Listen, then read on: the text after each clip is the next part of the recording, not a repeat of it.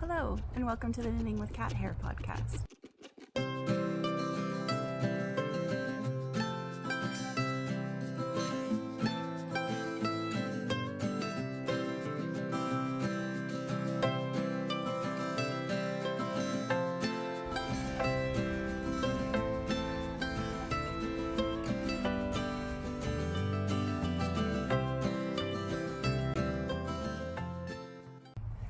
My name is Nikki. I am also known as Knitting with Cat Hair on Instagram and Cat Hair Knitting on Ravelry. I am coming to you from Sudbury, Ontario, Canada, which lies atop the traditional lands of the Atigamekw Anishinaabe people, where I live with my partner, our 2 daughters, and our 5 cats, hence the name of the podcast, as I'm always finding cat hair in my knitting. So a big warm welcome to all new viewers and a big welcome back to all returning viewers. This is primarily a knitting podcast, although I am delving deeper and deeper into crochet, it would seem, so there'll be quite a bit of crochet on this one as well. So I hope everyone has had a wonderful last 6 weeks, I think it's been since my last episode.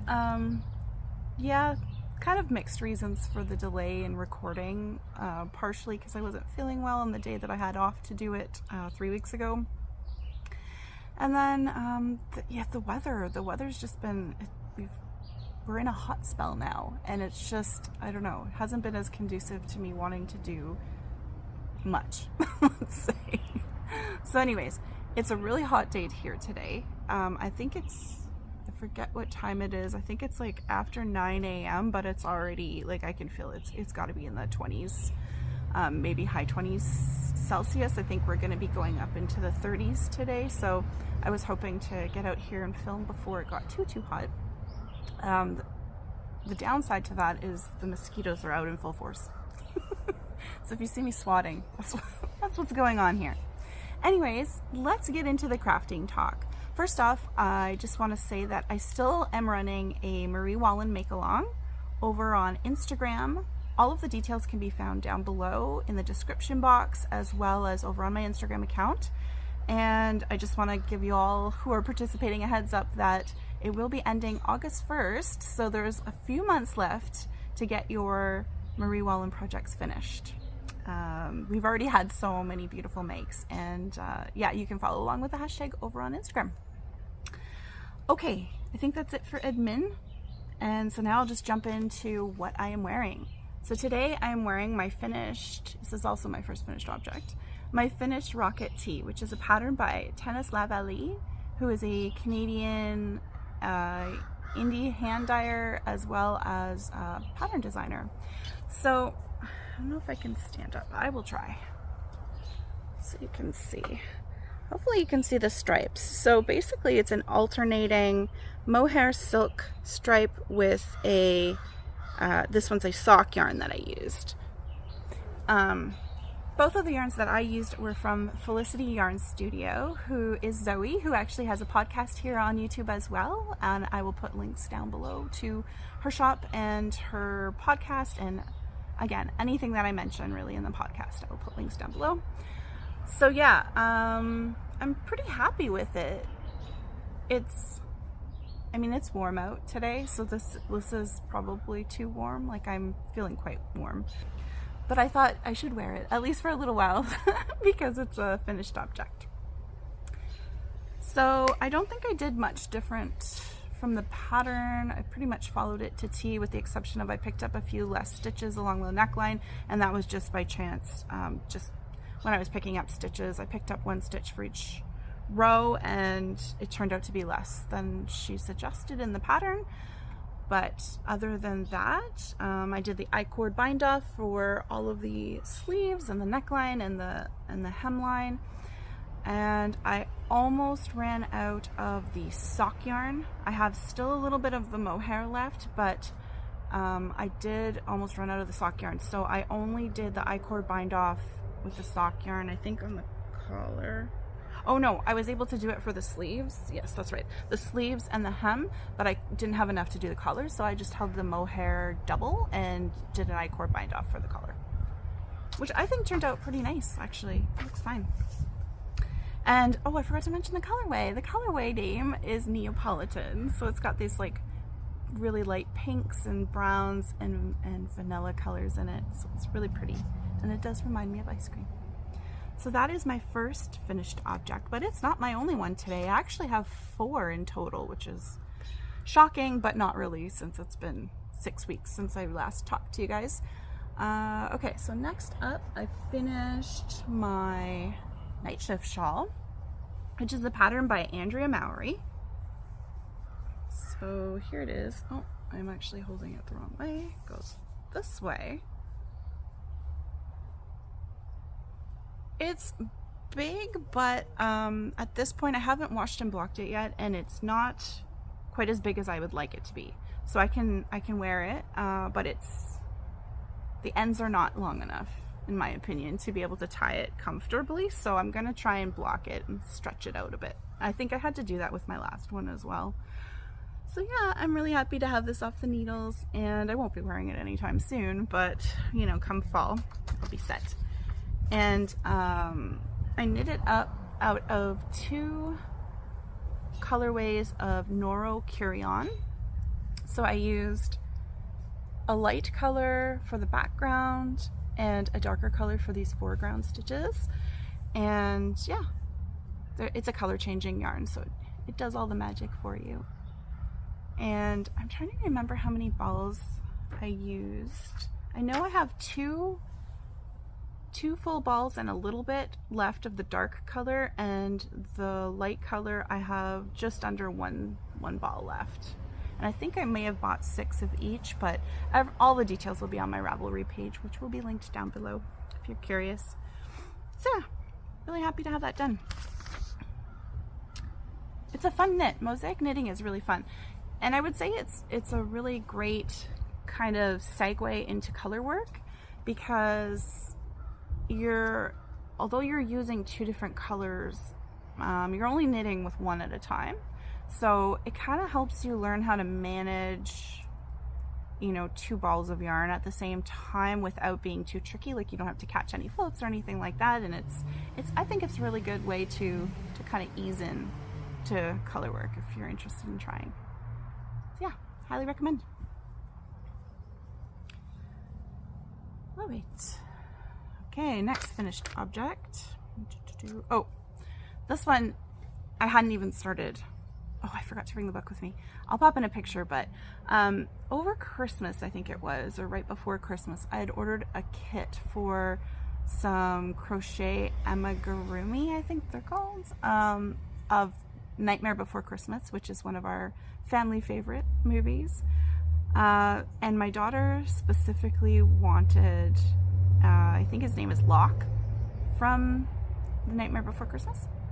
He's one of the little kids that helps capture Santa. So there's 3 of them. So anyways, so she was like, when are you gonna make me that Locke? Because I had bought this kit, oh, it's been a while now, 6 months or so ago, and she's like, when are you gonna make him? So I was like, okay, that's it, I'm gonna give it a go. I've never done crochet amigurumi before, and so here is my little Locke, or her little Locke, I guess, complete with little tail. So he's dressed as a devil. The mask is not removable. It's stitched on, and he doesn't have a face underneath. And I used the yarn that was provided in the kit, so I'm guessing it's some kind of an acrylic. Feels acrylic-y. Yeah, just cheapy DK weight yarn. And for the mask, because they didn't give you the color that you needed for the mask, I just used some of my... Actually, I think this was yarn that was given to me, leftover yarn that was given to me by my mom. And I think it's a mixture of alpaca and acrylic. So yeah, you can see the little details. So you crochet them all up, you stuff them, and then when you're doing the mask, you do some embroidery on there to create the little details. So yeah, pretty happy with him. He turned out cute.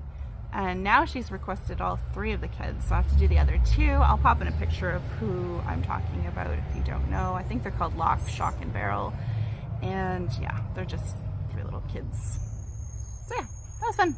And a quick make. I think I did it all in one day. Crochet is so fast. Plus, I mean, it's little.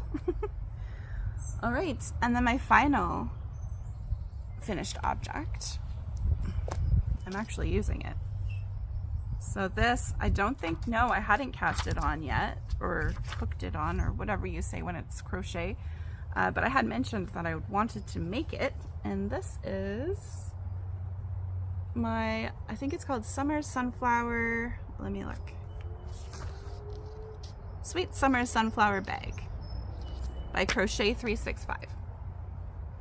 So this is the bag. It's actually quite little. I thought it was going to be a lot larger. But it is, turns out, the perfect size for small projects. So crochet. I have a habit of saying knit for everything. I noticed that in my last episode I was saying knit when I meant to say crochet. So I crocheted this out of 3 colors of Lion Brand's 24/7 cotton, which is a really nice cotton. I think it's mercerized, so it's I don't exactly know what that means, to be honest. I think it might have a coating on it or something. It's not good for, it's not the kind of cotton that's good for dish towels or that type of thing, because it has no, I don't think it has good water absorption or anything like that. So it's good for making garments and bags. So yeah, I used 3 different colors. I think this one was called Coffee Beans. Did I write it down? No. Is it Coffee Beans or Cafe au lait? Oh, Cafe au lait. Cafe au lait is the dark brown. The lighter brown is called taupe. And then the center is ecru. So yeah, you basically make 13 of these granny squares. And then you assemble them in a certain order. I can pop in a picture. It's a free pattern, so I'll pop in a picture of what the kind of the diagram of like how you're supposed to assemble them, and then you literally just fold it in half and so seam up the sides.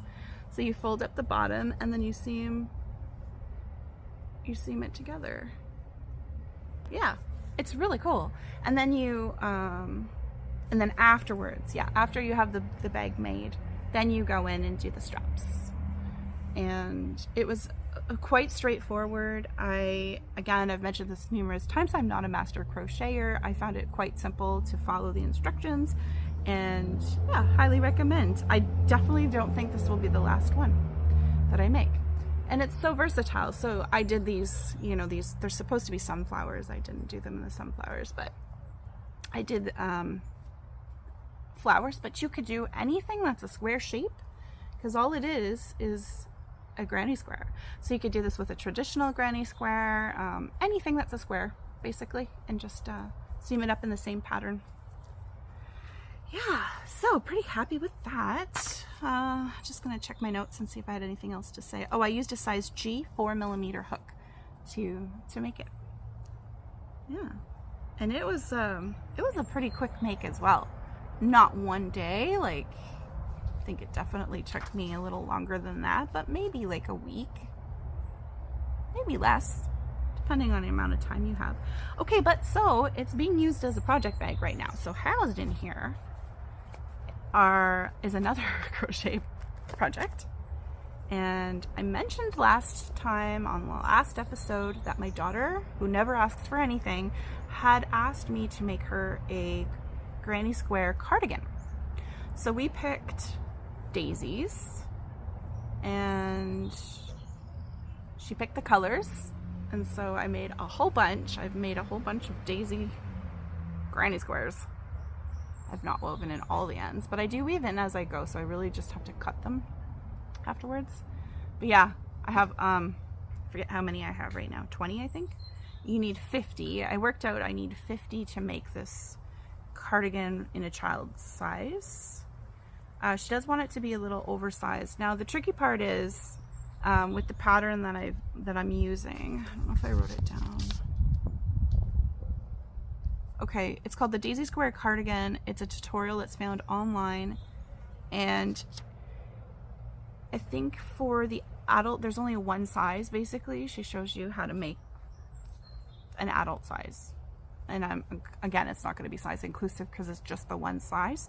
But she uses 60 granny squares to do it. And so I took a hoodie that my daughter likes to wear, and I just measured it. I measured my squares and kind of figured out how much length, how many squares length and width wise I'd need, and kind of altered it from there. I'm making the sleeves smaller.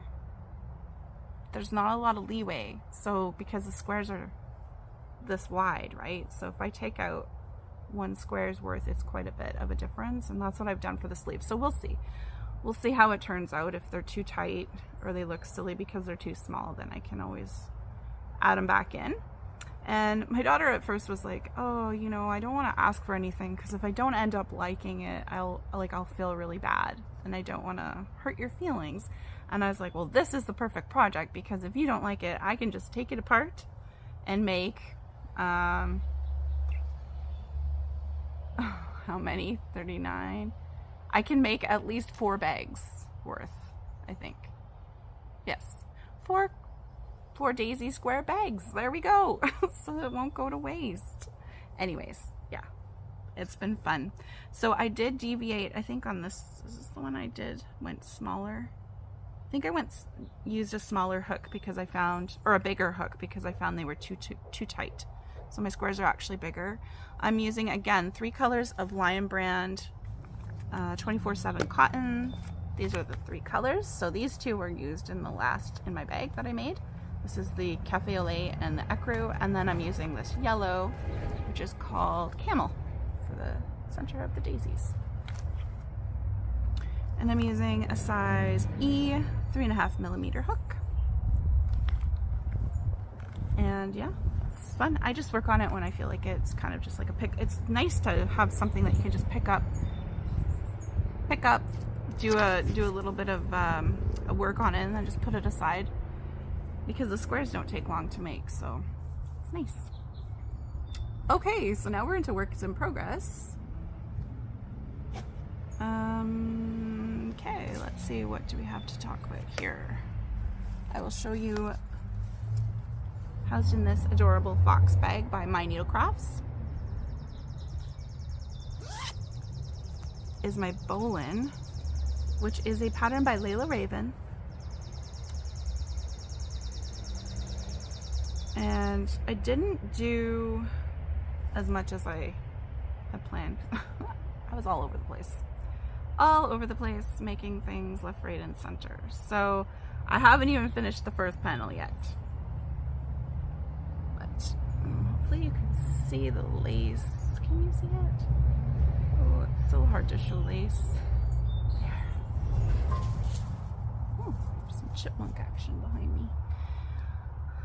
So yeah, this is I'll pop in a picture of what the finished piece looks like. Also gonna pop on my little stitch holder so I don't lose my stitches, because my needles are my cord's a bit short for this one. Yeah, so it's a summer top that is knit this way, but you're gonna wear it, I'm gonna assemble it this way with the lace across the top. And it's so far been pretty straightforward. I did mention I struggled with the lace. The lace isn't complicated. I don't know why I couldn't grasp it. It's really not hard. Just my brain at the time, I think.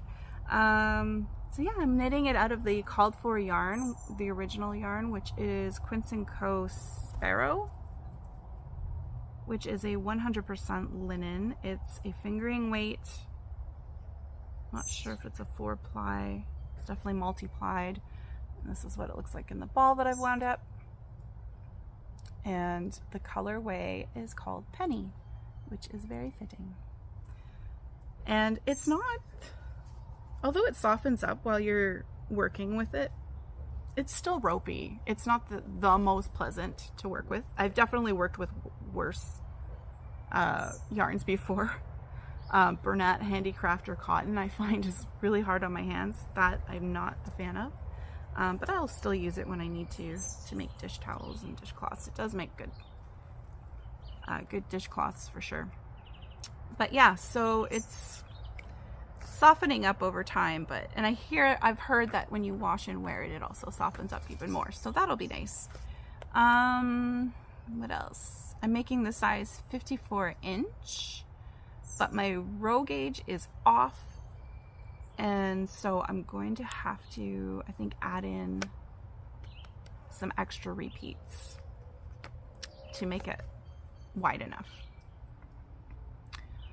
And I'm using a US 4 3.5 millimeter needle to make this. So yeah, I should really focus my attention on it because it's a summer knit and I'd like to be able to wear it this summer.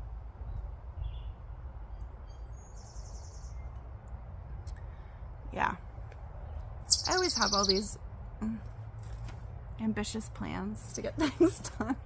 It just doesn't happen till the next season. That's okay. Okay, next up we have my Handspun Socks, housed in another My Needle Crafts bag. Totally not sponsored, by the way, I should say. Just talk about things that I like on this podcast.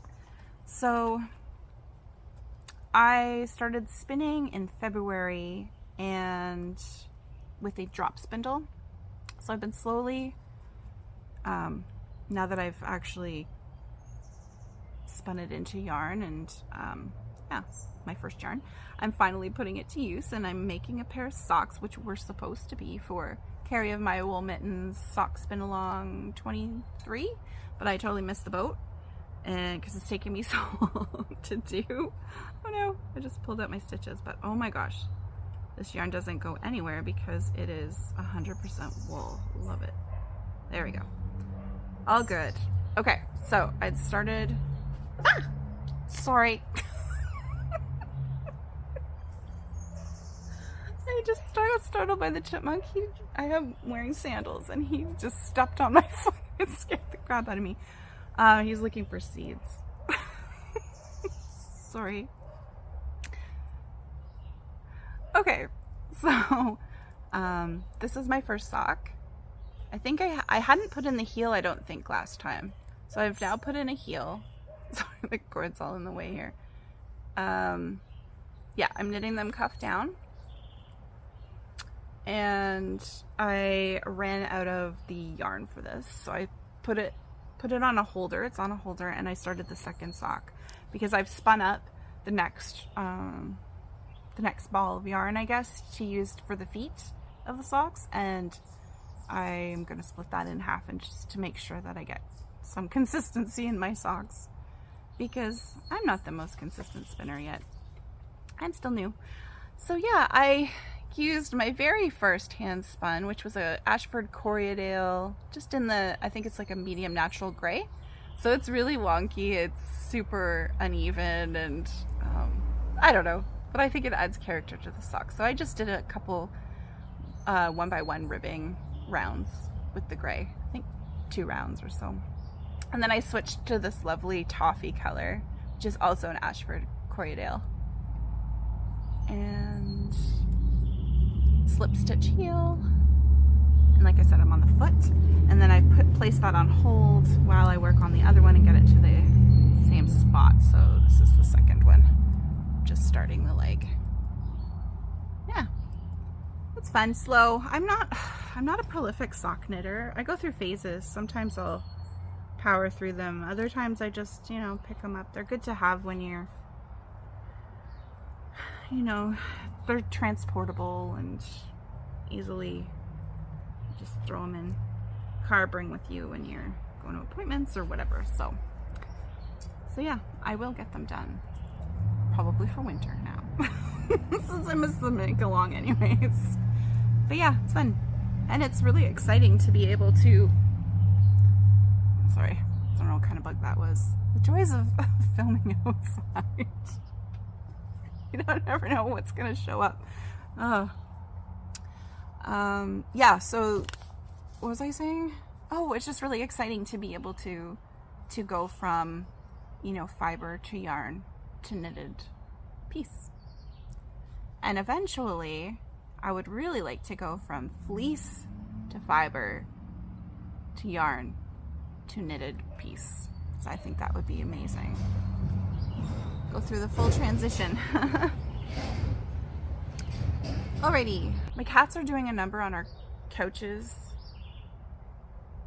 the cushions, and strangely enough, I've noticed that since I've crocheted that hexagon blanket that you may have seen in the, you know, many of my last episodes. It's behind me on the couch. Since I put that on the couch, they don't, like, they haven't been able to wreck it. I don't know why their claws don't wreck it, but they don't. And so I got the idea that maybe I should just crochet covers for everything, and then they can't really wreck it as much. I don't know. I don't know if I'm crazy, because it seems like they would get their claws stuck in it, but I don't know. They use that blanket nonstop. They're kneading it and everything, and it doesn't get wrecked. So anyways, I decided I would try my hand at making a cushion cover. So I found a pattern, a free pattern online called the Tulip Square. I'll put a link in because I can't remember where it was found. I think it was on a blog or something. And this is it. So this is half of it. So this is a half of a cover. I'll come closer so you can see the stitches. They're supposed to look like tulips. I guess they kind of do. So you can see here there's like the leaves, and then that's supposed to be like the flower. All in a row, bunch of tulips. And yeah, I thought it was pretty. I might do different ones for each cushion, just to try different techniques, I guess, because again, not super worldly when it comes to crochet, so it's kind of fun to try different things.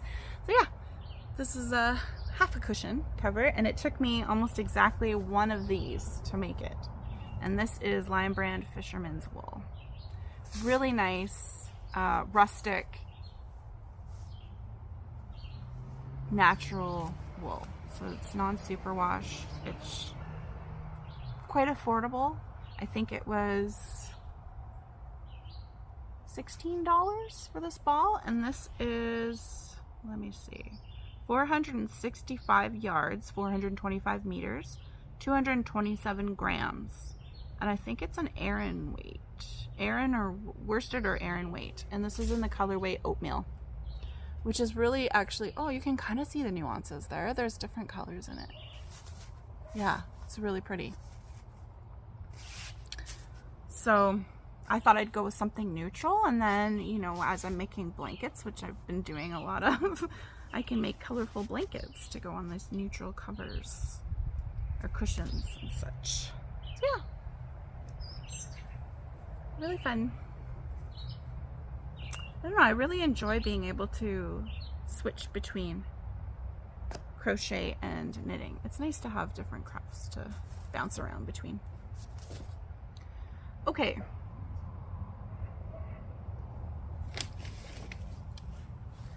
Then I showed this project. This is my longest standing non-blanket project on my needles. I showed it last episode, and it is called the Brise Dress. It's a pattern by Gudrun Johnston. You can only find it in a book called Fair Isle Style, which I believe is out of print now, but I was able to get a copy of it on Amazon, a used copy, which looked brand new. So I don't have the book with me. I guess I didn't bring it out, but yeah, a warning again, the patterns in that book are not size inclusive at all. So this is my Bressay dress, or tunic it's actually going to be. So the progress keeper shows you where I was last time. I did quite a few inches on the body. It's literally just knit, knit, knit, knit, knit in the round, doing some increased rows every so often to kind of create an A-line. And yeah, like I said, I'm gonna make it into a tunic. I've decided, don't try to convince me otherwise, please. Because I keep flip-flopping. I'm just gonna go with the tunic. It'll be quicker and probably more wearable, but I'm still gonna put the little pockets on there because I think they're so adorable. So yeah, so I'm knitting this out of Brooklyn Tweed Loft. Yes, 4 different colors. So there's like a dark teal. Do I remember the names? Does it matter? Can't find it on my project page. But yeah, so there's the dark gray brown, and then a dark teal, a yellow, and then a light kind of turquoisey color. Yeah, it's cute. cute and takes me forever, but it is perfect for conference call knitting when I have them, because I'm still working from home and it's just stockinette. So I also bring it to knit night. Although, if you know me from past episodes, I can't talk and knit. I can only do one or the other at a time. So I don't get a lot of knitting done when I'm at knit night because I prefer to socialize. But slowly but surely it's getting there. Okay, I think, is that it? I have one more, I think, to talk about. Yes, the Cotswold Henley. So I made really good progress on this project. I just sat down and was like, okay, I'm gonna hammer this out. I had split for front and back. I was on the back. You start with the back part, so I hadn't done the front yet. I got all the way up, so it's bottom up. I got all the way up to the collar shaping, like the neck shaping at the back, and looked at it and went, this collar is not centered at all. What the heck?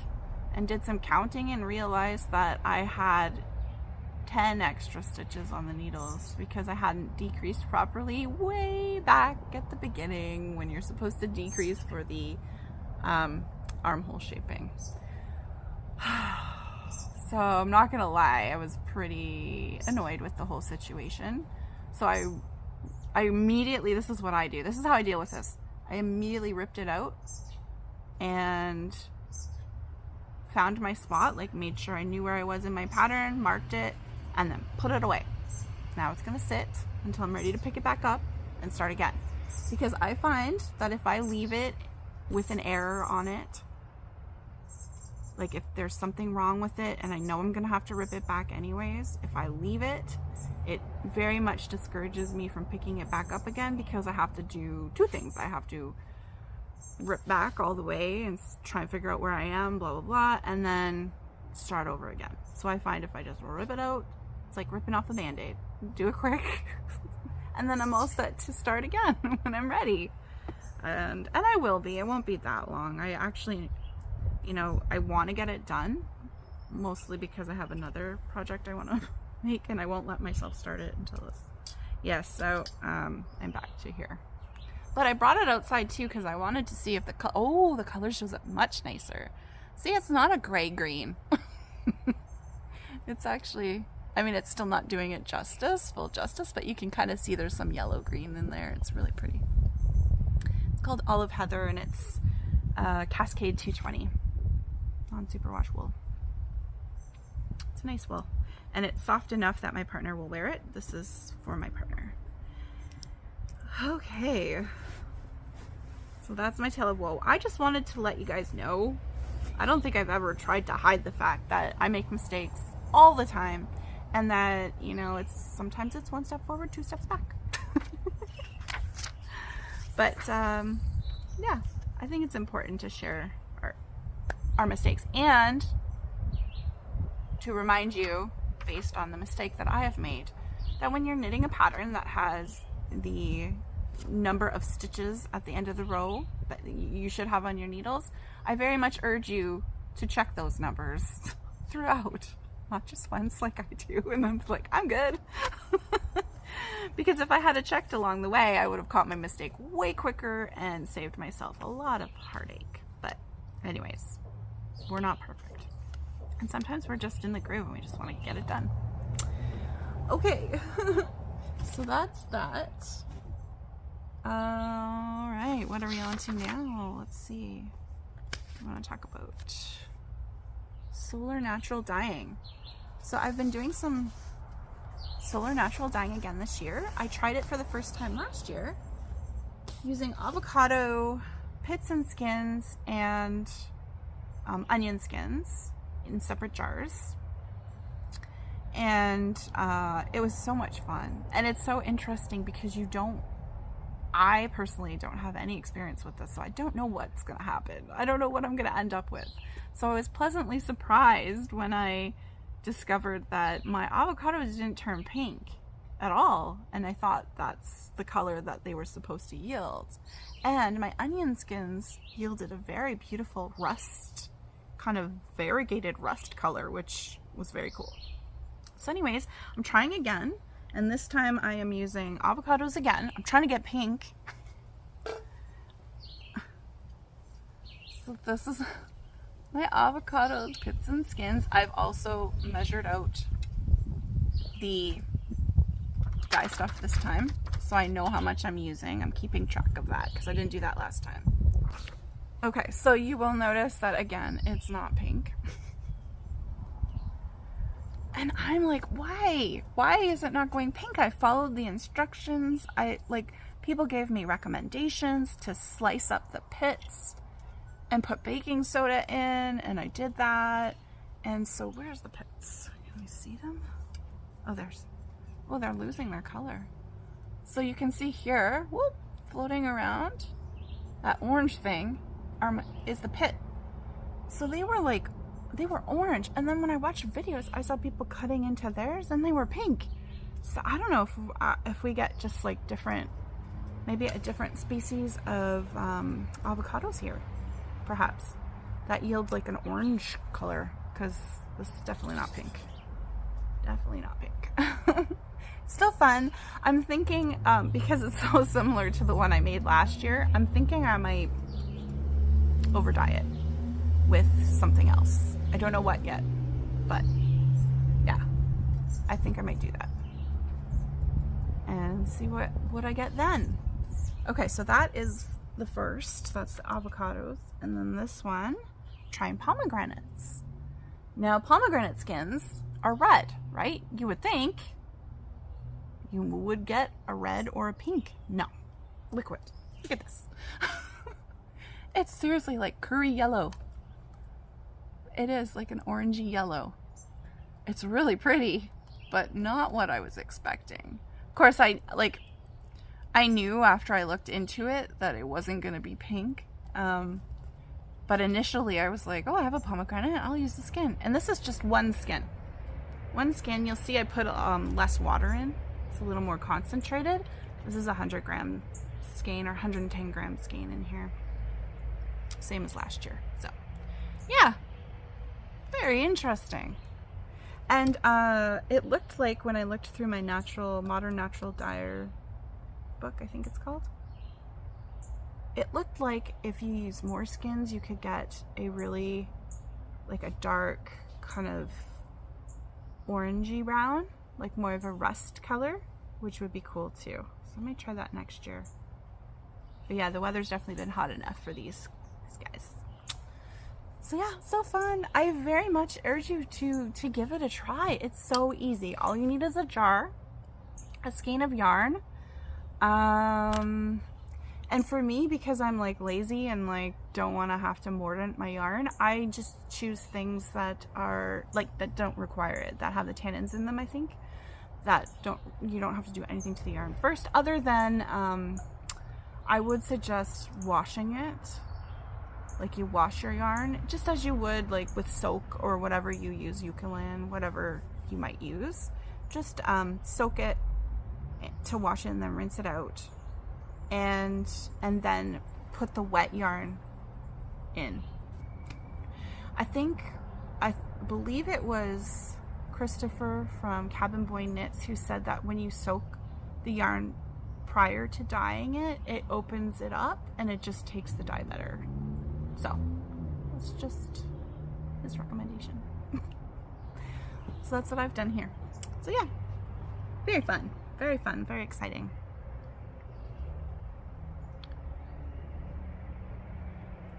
All right, so now I'll talk about future plans.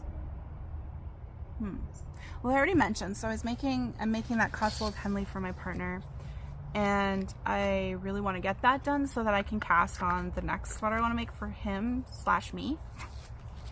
So I ordered this book, this Lopi book. I think it's issue 37. Where does it say? Yes, 37. And it's in English. And it has so many like adorable patterns. I'm not gonna do a flip through today because it's all fall stuff, and I don't know. I'll save it. I'll save it for fall. But this is the cardigan that I want to make, actually for both of us. So it's actually quite similar to the Tresta that I tried to make last year for myself and made too small. So it is knit in the round and then you steek it, which is great because I still haven't steeked anything, like any garments. I've steeked a shawl once, but I'd really like to learn the process for steeking the cardigan. And so I went ahead and ordered the kit for this, which is knit up in Alaphos Lopi in 3 different colors. There's like this green, really pretty nuanced green, kind of a very pale orangey beige, and then a nice rust color. So this pattern is not size inclusive. I am going to make the largest size, which I think is something like 47 inches or 49 inches. I have a 45-inch bust for reference, and because it's a cardigan, you want it to be, I personally want it to be like a little bit larger so that I can wear something underneath it. And anyways, I'm just gonna make it the largest size in the book, and John and I will share it. I might make myself, if I really like it, because green's his color, but I do like the fall colors. But if I really like it a lot, I might make another version just for me, but we'll see. This way there's no pressure. It'll fit one of us, guaranteed. Maybe both of us. We'll see. Yeah. Really cute book. So many patterns in it that are like, that I would totally make. And there's lots of little kid patterns and stuff. Oh, anyways, really fun. So yes, I bought the kit for that. And I shall cast that on as soon as I finish the Cotswold Henley, hopefully. All right, next up, I had already had this yarn from,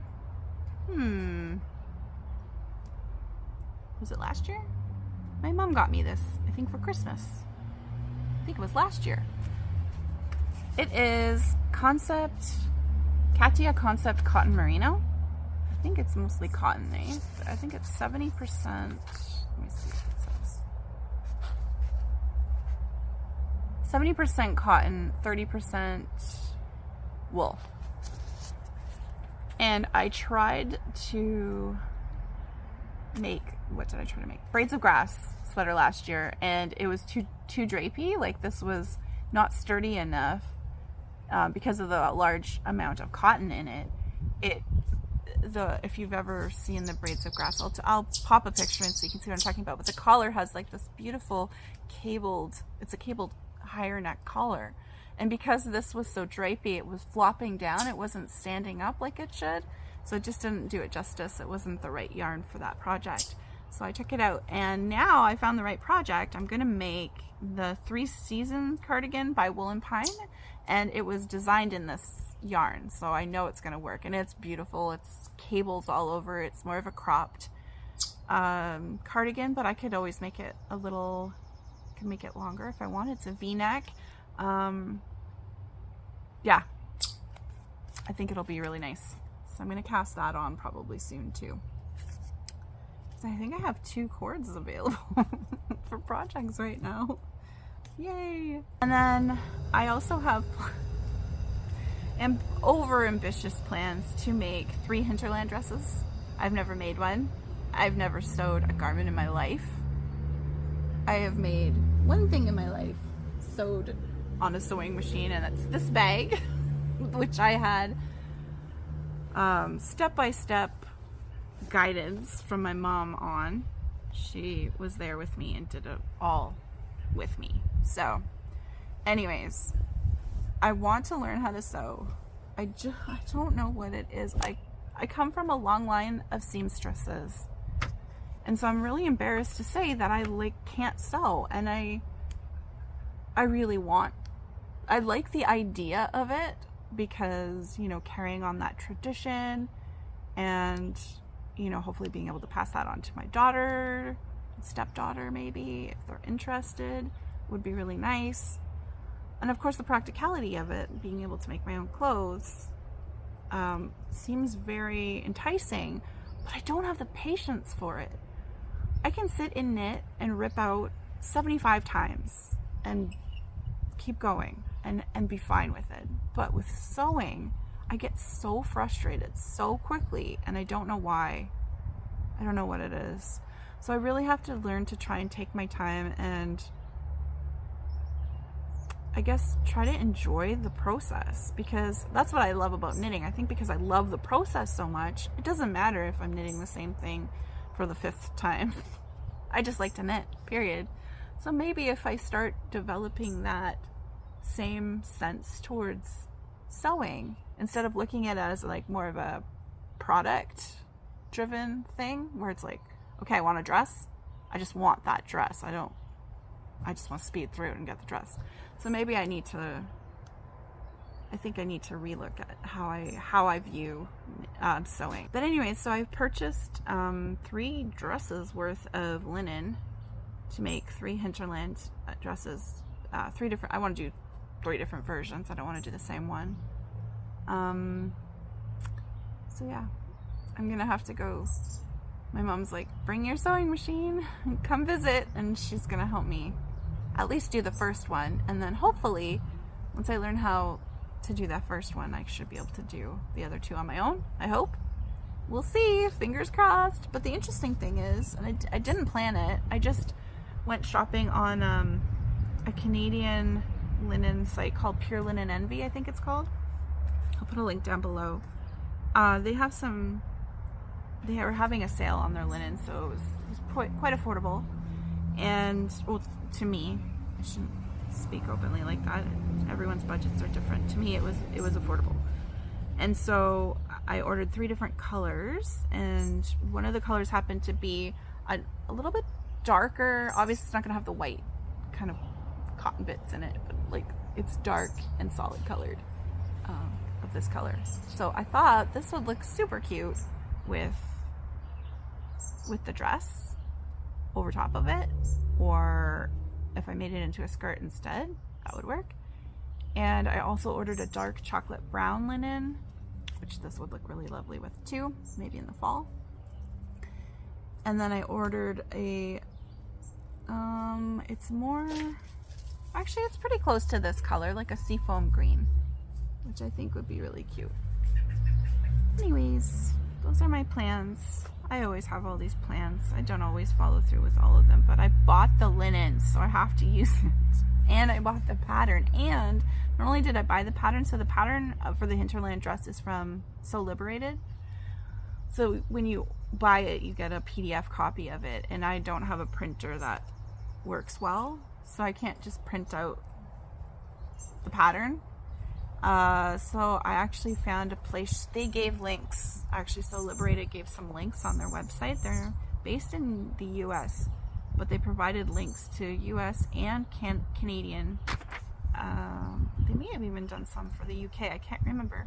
But anyways, they've provided some links to these companies that will print off in large scale, like the pattern pieces. So it's not just like a bunch of 8.5 by 11 pages. It's like big, as if you were purchasing a pattern from a store. So that's cool. So I'm waiting for that to arrive. And it was, if you're interested, it was $5 a page. So it was only 2 pages, so it was $10. I think for me, it's worth it. Instead of having to print off a whole bunch of the individual pages and then piece them all together and tape them and stuff like that. So anyways, that's what I chose to do. So I'm just waiting for that to arrive. Okay, and again, I don't usually talk about acquisitions, although I did talk about a few because I was putting them to use. But in this case, I'm going to talk about 2 acquisitions because I want to share my love for them with you. So this first one comes with a bit of a story. I was on Instagram a few weeks ago, and I follow the hashtag naturally dyed yarn, I think is one of them, and non-superwash yarn is another, and I think this one came up under the naturally dyed yarn hashtag. And normally, like, I'll be honest, sometimes when I'm in a rush or have other things on my mind or want to do other things, I just flip through Instagram and look at pictures. I don't always read the captions below. I'm so guilty of that. But in this case, I actually did read the captions. So the picture was of a whole bunch of wound up, naturally dyed yarns in a beautiful array of colors. And that's what drew me in first, obviously, was the colors. And then when I read the caption, it was from a girl named Kate who was looking to try selling her naturally dyed yarn, I think for the first time, like taking the big step of opening up a shop. Because so she referenced a story that had appeared in her stories, I think the day before or something, and I hadn't seen it because I wasn't aware of this individual yet. And she kind of recapped that basically she lives in the UK. A fin whale had washed up or been stranded up on the shoreline, and unfortunately it met with a not so desired outcome, and they weren't able to save it, basically. And it really touched her. And so she decided that she was going to take the initiative and take a course that's, I forget the official name of it, but essentially it's like sea mammal rescue course. And she was going to learn how she could help should that event ever occur again. And so she needed to raise money to buy she had already subscribed to the course or signed up for the course, but she needed to raise the money to buy equipment. So I think she was getting like a wetsuit or maybe scuba equipment or something like that. Anyway, so she was selling her naturally dyed yarn to raise money to assist her in this course. And I just thought that was so touching. Like that, I don't know, it made me feel so happy.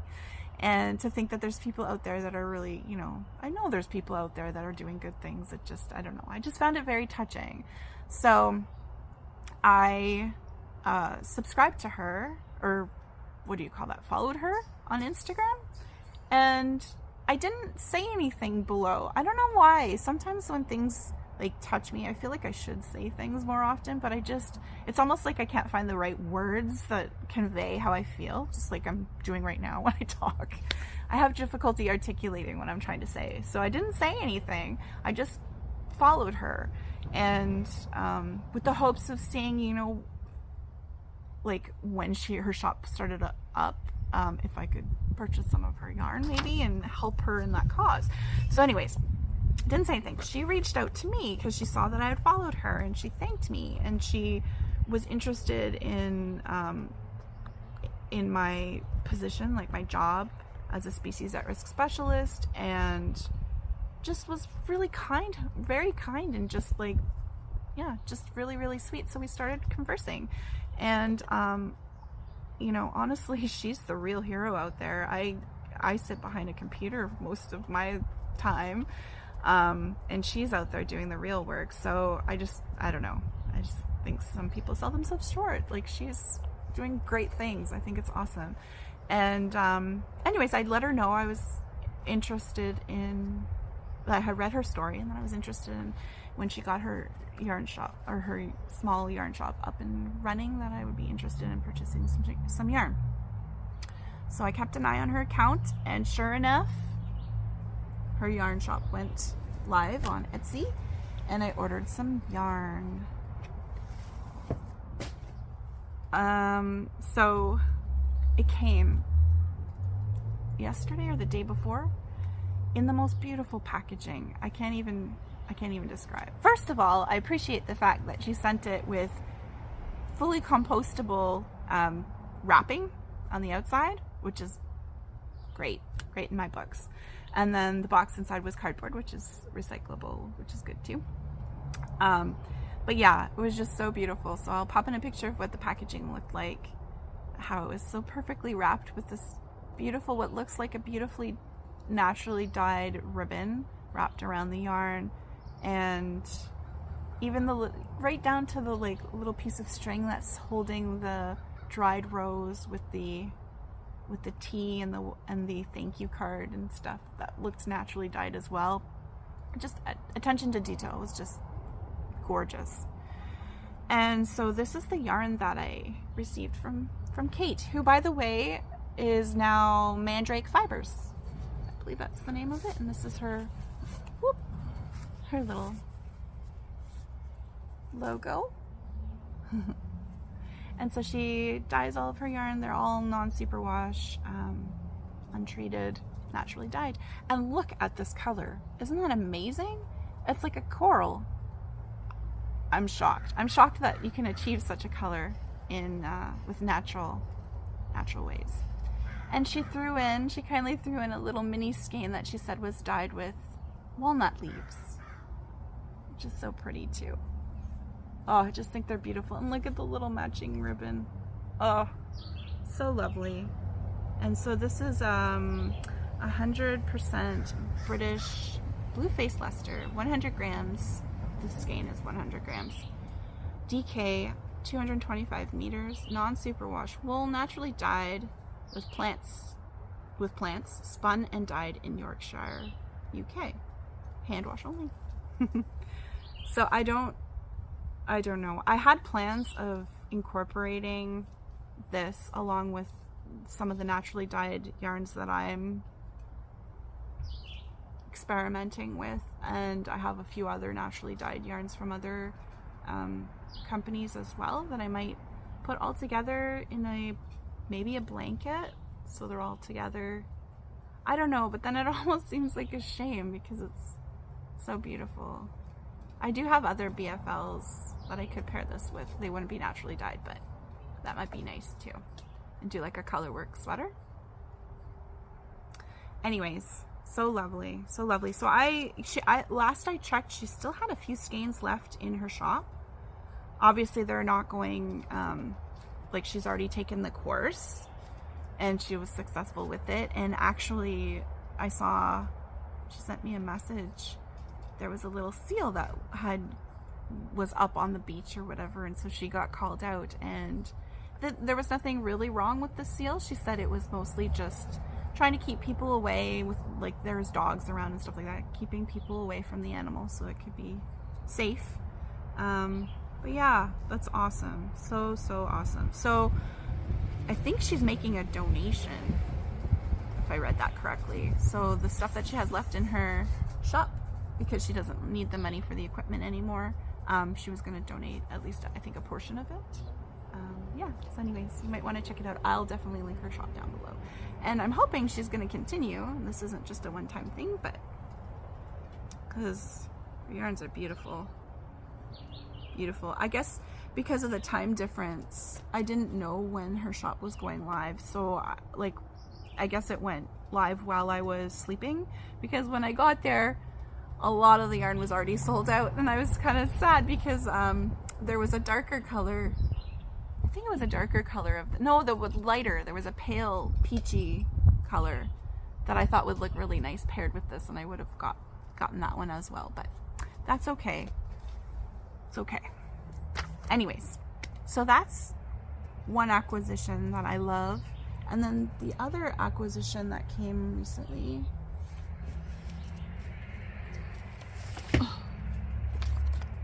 was this book called Sheep Shepherd Inland, and it's by Anna Hunter, who is, you've heard me talk about Longway Homestead. That's Anna Hunter. So yeah, this book, I've been reading it very slowly, very, very much savoring each story. Yeah, Anna seems like such an amazing person, her and Crystal. She's really trying to bring attention to Canadian sheep farmers and wool producers, and trying to reinvigorate Canadian wool, basically. So it's really interesting because I don't know the history of wool production and such in our country, but it sounded like back in the day, pre-1970s, basically, wool was, we had lots of wool here, and there was a wool industry, And that kind of just died off, I think, with synthetics and, you know, just getting things from elsewhere, cheaper, stuff like that. So she's really trying to, you know, bring it back. And I think that's amazing. Anyways, I haven't read the whole book. I've got through her story, which was so cute. I really related to it. I won't spoil it because you might want to read the book. But yeah, I thought it's a really good book. And so with that, I would like to move into the Spread the Love segment, which I haven't done for a little bit. Shame on me. I'm just going to take a sip of my coconut water.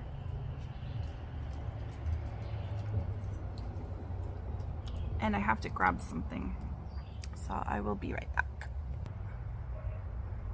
Okay. So, if you're a returning viewer, you may know that I subscribe to a monthly Canadian breed study Fibre subscription type thing from Longway Homestead.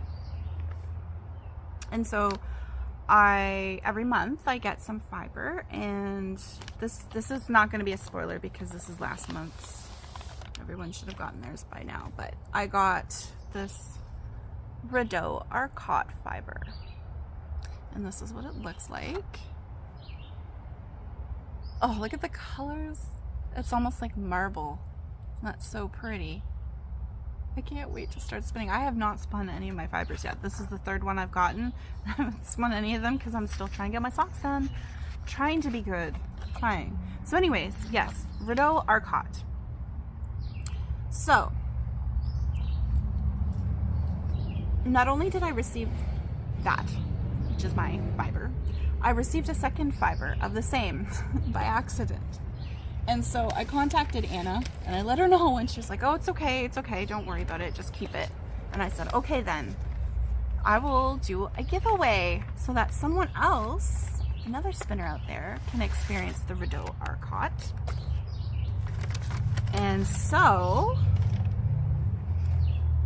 I haven't opened it. I opened the package because I didn't realize it was what it was, but I've not opened the bag, the sealed bag. So it's kind of cool when you open it up and it just like fluffs right up. Just look how thin it is. So you can send it by letter mail. That's the word.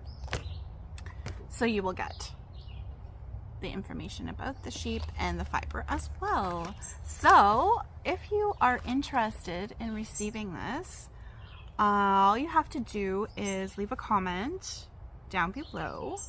I think because this is specific to spinning and for spinners, and I'd really like to give it to somebody who's never spun the Rideau Arcot before, so someone who can experience for the first time. So if you don't mind holding off if you've used this Fibre before, but if you haven't, just leave a comment down below and tell me what your first spin was, and if you haven't spun before and this would be your first spin, you can let me know that as well. That would be really cool. Yeah, just tell me something about your spinning and either what you spun first or what you plan to make with your spinning, your hand spun yarns, something to do with spinning will work, and I will do a giveaway on the next episode. Okay, that's great.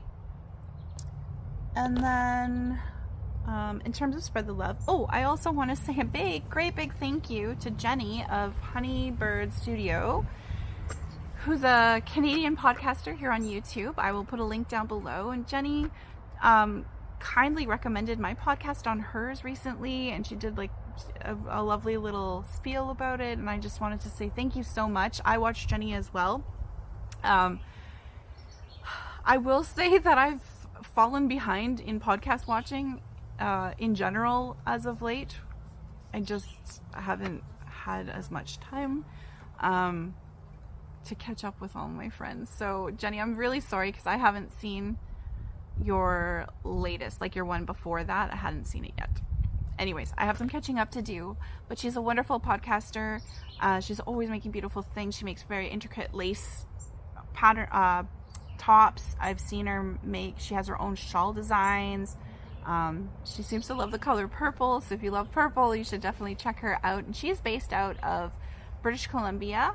I think she said she's in the Fraser Valley, I think, so not Vancouver, but anyways, she's definitely out on the BC end. And yeah, highly recommend you check her out. So thank you again, Jenny, that was so sweet.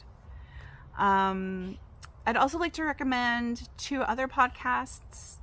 So I've mentioned Magda numerous times in the past, but I just want to give another special shout out to Magda of the Magda Knits podcast. She is, she's just amazing. She knits, she spins right from the fleece. She's doing a breed study right now, but like not from fiber, but from fleece, which is very cool. Again, I said I wanted to do that one day as well. Yeah, and she does dyeing, natural dyeing. She just does it all, and I just love the fact that she takes time to explain her processes, and even like she'll take time to go through her makes. She's more of a monogamous knitter now, which is so interesting to me. She didn't used to be, but she is now, and she really takes time to go over the end product and like talk about the different techniques that she used, what she liked, what she didn't, how it fits, what she could have done differently. Like she's a wealth of knowledge, and I highly recommend you check her out. And she's just an all-around awesome person. So yeah, highly recommend you check out Magda Knits. And then finally, I'd like to recommend Crafting with Compassion. So Sarah is in the United States, and she is also a spinner. She knits. She's a harpist, so she plays the harp, and she has given us samples of some of her music, and it's beautiful. She's just very calming, very, very kind-hearted, and just a really nice experience watching her podcast. She's also a big tea lover, and every episode she'll take you through the brewing of a different type of tea, and I have learned so much. I am not a tea expert. I don't know much about tea, let's leave it at that. But I didn't even know that things like tea cakes existed. So if you don't know what a tea cake is, go check her out. Yeah, very cool. And she always makes you want to drink tea, because she takes you through the whole process, and you can just see like how she's using her senses to smell and to taste it, and I don't know, there's something really beautiful about it, very calming. So yeah, I highly recommend you check out Crafting with Compassion and Sarah, and I'll put again links down below. So I think that's it for all of the making talk. Again, this was a long one, I apologize. It's just, if I could get things together and get back to my every 3 weeks recording, these episodes wouldn't be quite so long. But anyways, it is what it is, and I hope that if you stayed till the end, you enjoyed what you saw, and if you did, please do give it a like, and make sure that you're subscribed so you don't miss any of my future episodes. And now I'm going to move on to life stuff, and there's not too much to report. What did I want to talk about? Oh yes, I wanted to wish everyone a happy, or all those out there who are mothers of human children, fur babies, plant babies, what have you, a happy belated Mother's Day, and to share a funny story about Mother's Day. So Mother's Day was coming up, and my partner and I were sitting in the living room, and he was just, he was like, he had a look on his face, and I was like, what are you doing over there? And he's like, oh, I just, you know, got your Mother's Day present. And I was like, oh, yes, Mother's Day is coming up. I need to get my mom something. And I already knew, I had a plan of what I was going to get her. So she's, just so you know, she's wanting to make the, oh my gosh, what's the name of it? The woodland sweater? I'll pop a picture in. It's the one with the bear and the trees. She's been wanting to make that for a while, and she's asking where she could get it. And it's in the Strands of Joy book. I know that. So I was like, I'm gonna get her the Strands of Joy book, because I don't have it myself, but I've seen, you know, various snippets of pictures from that book, and it looked really nice. Like, it's all color work, and we both love color work, so I thought she'd really enjoy it. No, it wasn't for myself. I know that just sounded like I was ordering it for me and her. It was strictly for her because she wanted that sweater. Cardigan, I think it is, actually. Anyways, so I'm like, I'm going to see if I can get that book. And for whatever reason, I found this new to me, it's not new at all, yarn shop in Cambridge, Ontario, here in Canada, which was called Galt House of Yarn. I'd never ordered from them before. I'd never really heard about them, but I had seen them. That's right. Interestingly enough, I had seen them come up on Instagram before, so the name stuck. And I was looking through and I'm like, oh yeah, they have a lot of nice yarns. Cool. And they had the Strands of Joy book. So I'm like, okay, I'm going to order that. And that's also where I got this Lope book. And I ordered that kit for the Haust sweater from there as well. So they have Lope kits, which is cool. Sorry, Lope kits, because they're not all Let Lopes. Mine is Alifos Lope. But anyways, so cool. I was like, oh, I'll try them out. So I ordered the book. I also ordered some hand-dyed yarn from a new to me Canadian hand dyer called Dawn Orchid. She dyes BFL, and I think it's all non-superwash. So I ordered just a few skeins of that to try it out to see if I would like it and if it went with the other BFL yarn that I had ordered from another place. Anyways, a few skeins of that. Okay, so less than a week goes by and a package arrives outside at our door, and it says Galt House of Yarn on it. It has a big sticker that says Galt House of Yarn.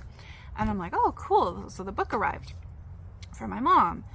And I like go in and I tear it open and I see 3 sock yarns. And I'm like, West Yorkshire Spinners. I'm like, oh, there must be some mistake. I didn't order this yarn. I'm like, oh, they must have sent me the wrong thing. But at the bottom, there's a book. And I was just about to pick up the book. I'm holding the yarn in my hand. My partner walks in and he goes, oh, wait a minute. He's like, that looks like the yarn I ordered for you for Mother's Day.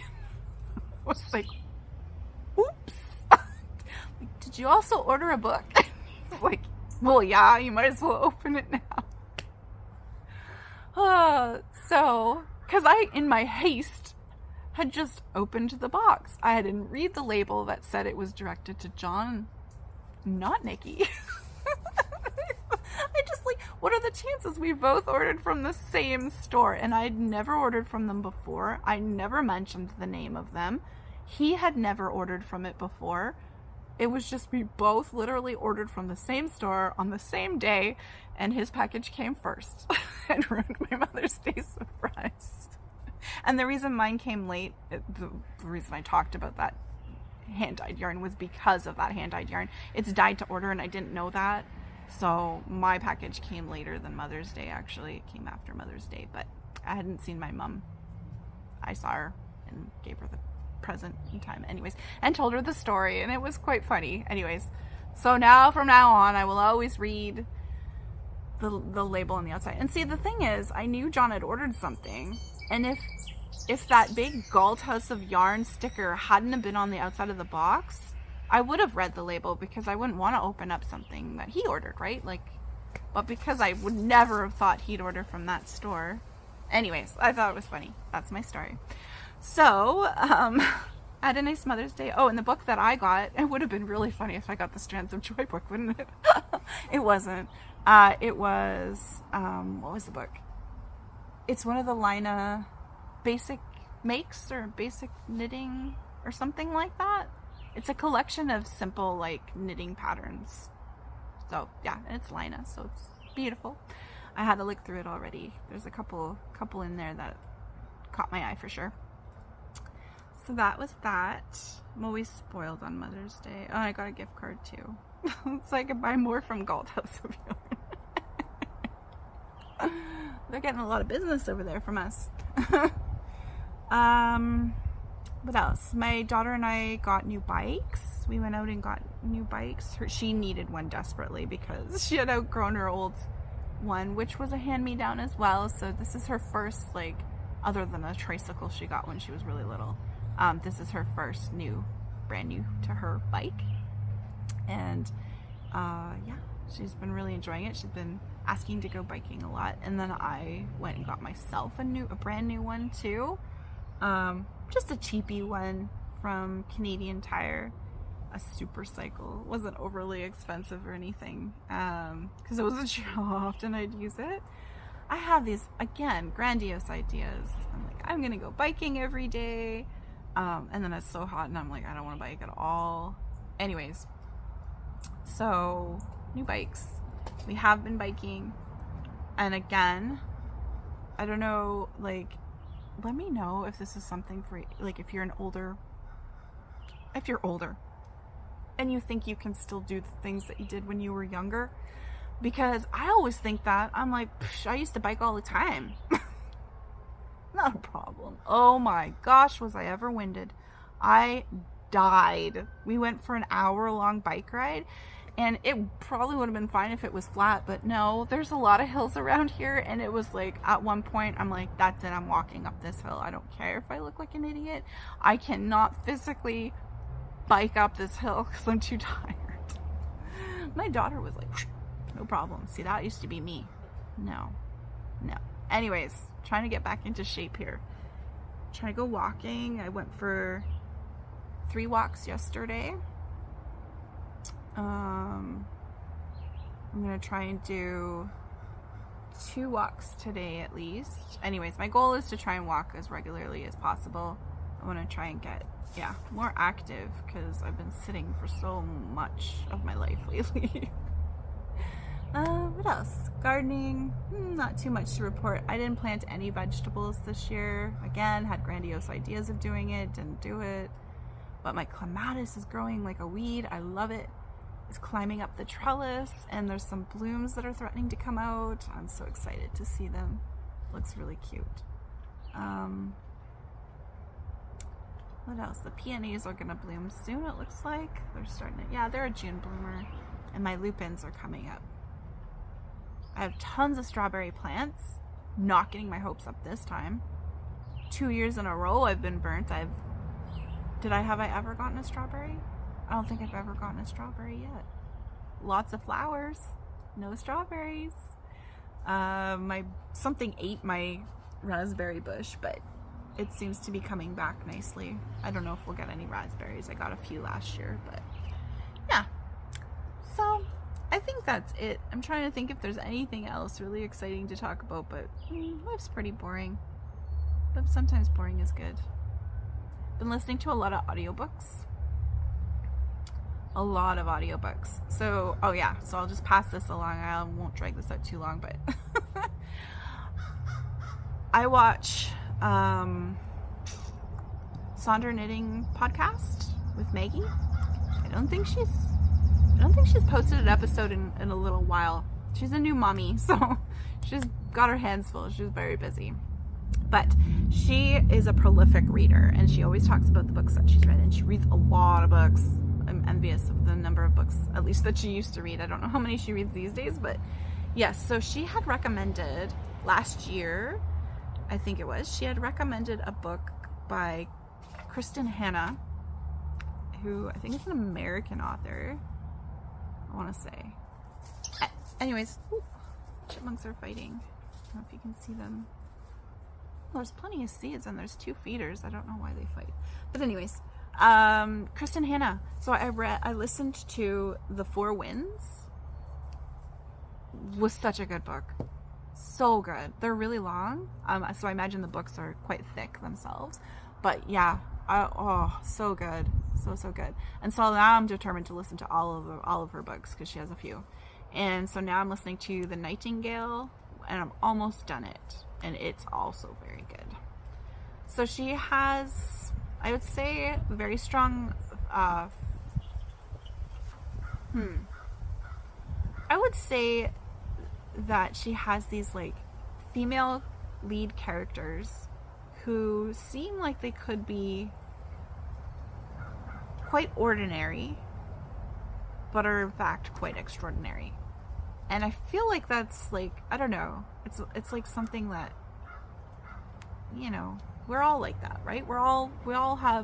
We take for granted the things that we can accomplish, I think. And I don't know, I just feel like it's really inspirational. They're very inspirational. They're moving, very moving. The Four Winds takes place during the Depression, the Great Depression, and the Dust Bowl area. And it's about a mom and her strength to move her children to a safer place.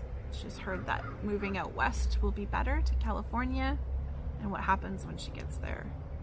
And the one that I'm reading right now, The Nightingale, takes place during World War II, with Hitler, and German Nazis have invaded France. And yeah, I don't want to give too much away, but let me just tell you, like, if you like a strong female lead that's inspirational, highly recommend. Kristen Hannah. Alright, so I will leave it there. I hope that you have the most wonderful next 3 weeks. I hope I'm back in 3 weeks. And that it's filled with amazing weather and lots of making. Bye. Happy making.